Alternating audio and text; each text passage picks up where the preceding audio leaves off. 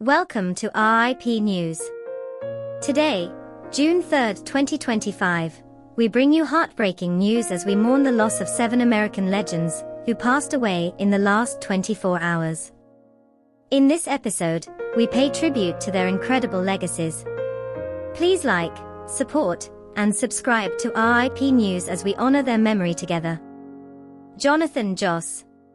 What would drive someone to take the life of a beloved actor in broad daylight? Jonathan Joss, the voice behind King of the Hill's John Redcorn, was gunned down in San Antonio, and his husband claims it was a vicious act of hate. Let's dive into this heartbreaking story.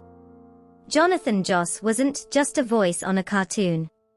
He brought depth to John Redcorn, a fan-favorite Native American character, for over a decade on King of the Hill. His roles in Parks and Recreation, as Chief Ken Hot-8, and films like The Magnificent Seven showed his range. A proud Comanche and Apache descendant, Joss also rocked stages with his Red Corn Band, blending his love for music and acting. But behind the scenes, his life was far from easy. On June 1, 2025, Joss and his husband, Tristan Kern de Gonzalez, went to check the mail at their old San Antonio property. They found something horrific: the skull of one of their dogs, killed in a fire months earlier, placed like a cruel taunt. Overwhelmed with grief, they cried out. That's when a neighbor, Sigfrido Alvarez Ceja, allegedly approached, hurling homophobic slurs before pulling a gun and firing. Joss pushed his husband out of the way, saving his life, but losing his own. Tristan says this wasn't a random act. For years, he and Joss faced relentless harassment from neighbors who despised their relationship. Reports claim they endured violent threats, including promises to burn their home down. Those threats became reality in January 2025, when their house, built by Joss's father in 1957, went up in flames, killing 3 of their dogs. Despite reporting the harassment, Tristan says police did nothing. Was this a pattern of neglect? Just days before his death, Joss made waves at the ATX TV festival in Austin. Feeling snubbed by the King of the Hill revival panel, he stood up and spoke out. "I see a wrong, I make it right," he declared, revealing how he believed his home was torched because he was gay. His words, raw and powerful, now echo as a haunting cry for justice. The San Antonio police say they've found no evidence to call this a hate crime yet. They've arrested 56-year-old Ceja, charging him with murder, but questions linger. Was this a personal feud gone deadly, or something far darker? The investigation continues, with Tristan vowing to protect Joss's legacy. Joss's death has rocked fans, coming just before Pride Month, and amid a reported 20% rise in anti-LGBTQ+ hate crimes since 2020. Tributes from co-stars like Nick Offerman and Chris Pratt pour in, while fans mourn the loss of a talent who gave voice to unforgettable characters. Joss, a newlywed who married Tristan on Valentine's Day 2025, was rebuilding his life after the fire. Now, his story's been cut short. Fred Espenak. Who was the man who mapped the sun's greatest mysteries, only to face a shadow he couldn't predict? Fred Espenak, known as Mr. Eclipse, spent his life chasing the cosmos, but his story ended in a way no one saw coming. Let's dive into the life of this astrophysicist, who changed how we see the stars. At 16, Fred Espenak stood in, or as the solar eclipse of March 7, 1970, darkened the sky. That moment wasn't just a spectacle, it was a spark. By his early 20s, he was already tinkering with telescopes and studying physics at Wagner College. But what happened next would make him a legend. And it all started with a single eclipse. At NASA's Goddard Space Flight Center, Espenak didn't just study the stars, he predicted their greatest performances. His eclipse bulletins, starting in 1978, became the gold standard for astronomers worldwide. His 50-year canon of solar eclipses wasn't just a book, it was a roadmap for the cosmos, guiding scientists and skywatchers alike. But there was more to his work than met the eye. Espenak didn't just predict eclipses, he chased them. Over 20 times, he stood under darkened skies, camera in hand, capturing moments that landed in National Geographic and Newsweek.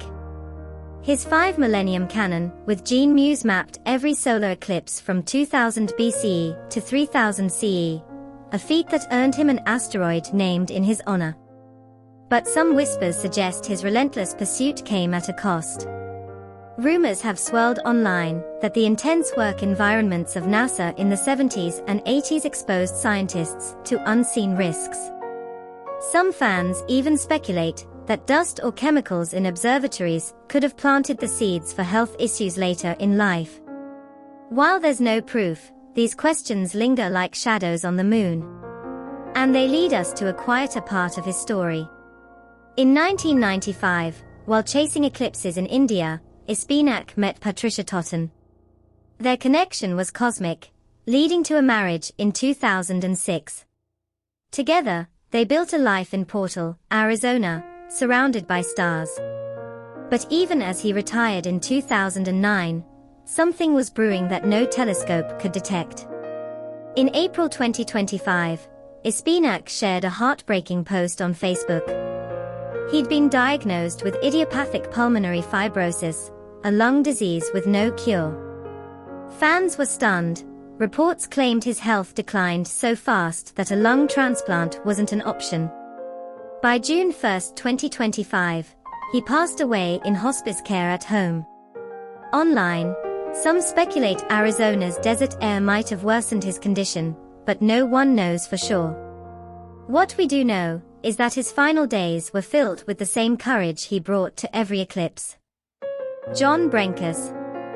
What makes someone a game-changer in sports media, and what battles might they hide behind the scenes? John Brenkus was a visionary who redefined how we see athletic performance, but his story ended in a way no one saw coming. Brenkus burst onto the scene with Sports Science, a show that didn't just entertain, it revolutionized how we understand sports. By blending cutting-edge tech with jaw-dropping experiments, he showed us why golfers crush drives and snowboarders defy gravity. The show, aired on Fox Sports and later ESPN, won 6 Emmys and racked up over 1 billion YouTube views. But there was more to come. Through base productions, Brenkus crafted reality TV that hooked audiences. Fight Science and Sports Science brought science to the masses, making complex physics feel like a thrill ride. His ambition didn't stop there. In 2013, he launched Brenkus.tv, a bold platform mixing sports, media, and betting. Shows like The GOAT Code pushed boundaries, with Brenkus hosting icons like Jerry Rice to crack the code of greatness. His book, The Perfection Point, took it further, diving into the absolute limits of human performance. Ever wonder how fast a human could really run? Brenkus had answers. But behind the success, a shadow loomed. In 2023, Brenkus opened up to Marcellus Wiley about a dark chapter. After selling Sports Science, he spiraled into deep depression, even tying a noose before his dog Zeppelin pulled him back. Tragically, on May 31, 2025, Brenkus passed at 53. His family said he lost his fight with depression, and while some online buzz suggests suicide, nothing's confirmed. Alasdair MacIntyre. What if everything you've been taught about morality is wrong? Alasdair MacIntyre, a Scottish-American philosopher who passed away in 2025, spent his life arguing just that. His ideas shook the world of philosophy, and they are still sparking heated debates today. Let's dive into the story of a thinker who dared to challenge the modern world. Born in 1929 in Glasgow, MacIntyre started as a fiery Marxist, railing against capitalism's injustices. But by his 30s, he was questioning everything, setting the stage for a dramatic shift that would define his legacy. And what came next would shock the academic world.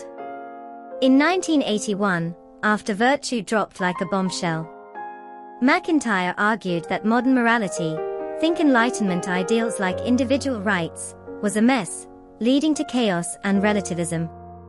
He pushed for a return to Aristotelian virtues, like courage and justice, rooted in community.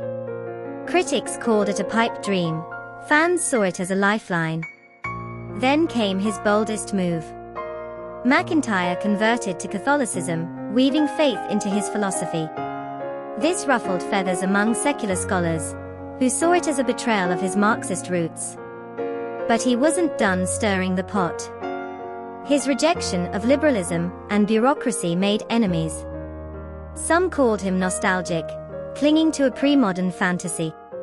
Others argued he exposed the flaws of a world obsessed with self-interest. The debates raged on, even after his death.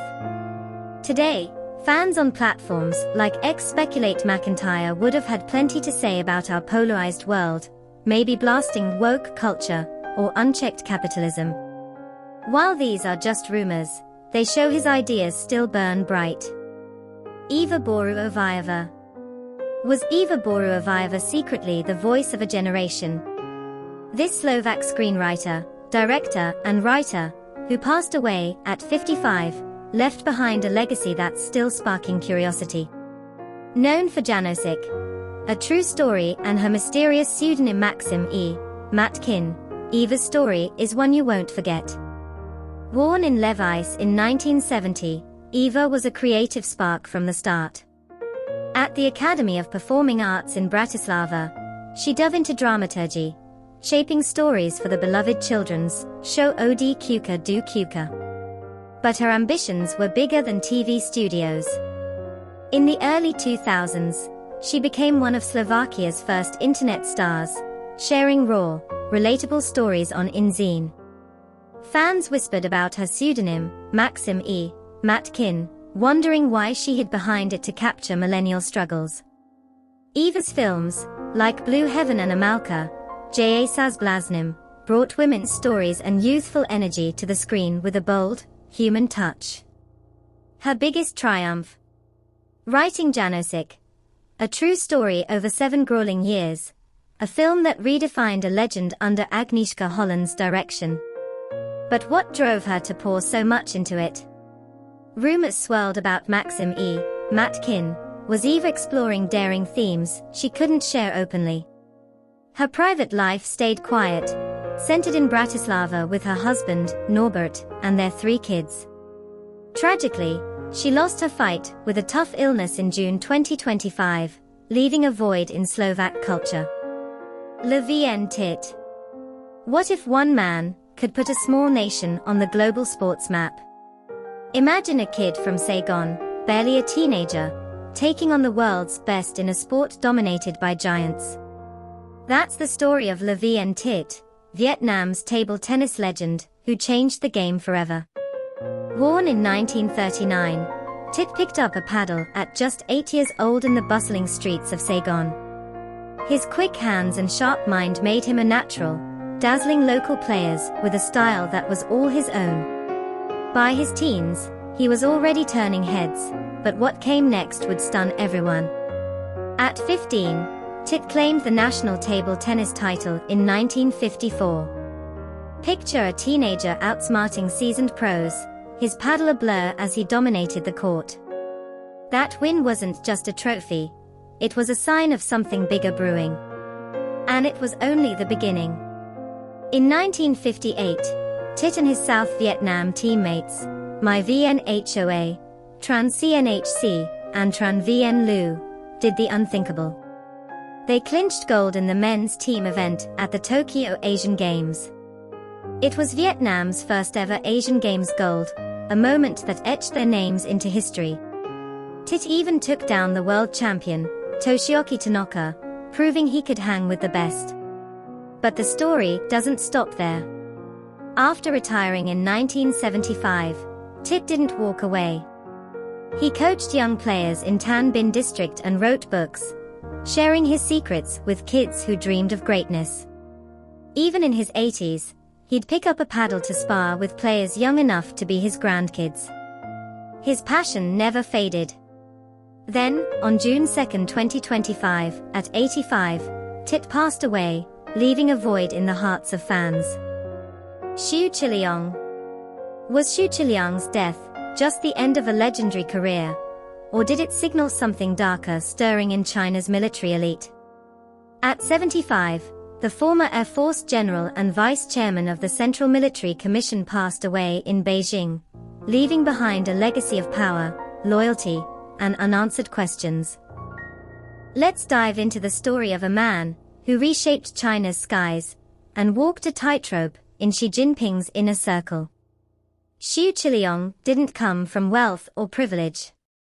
Born in 1950 to a peasant family in Shandong, he joined the People's Liberation Army at just 16, right as China plunged into the chaos of the Cultural Revolution.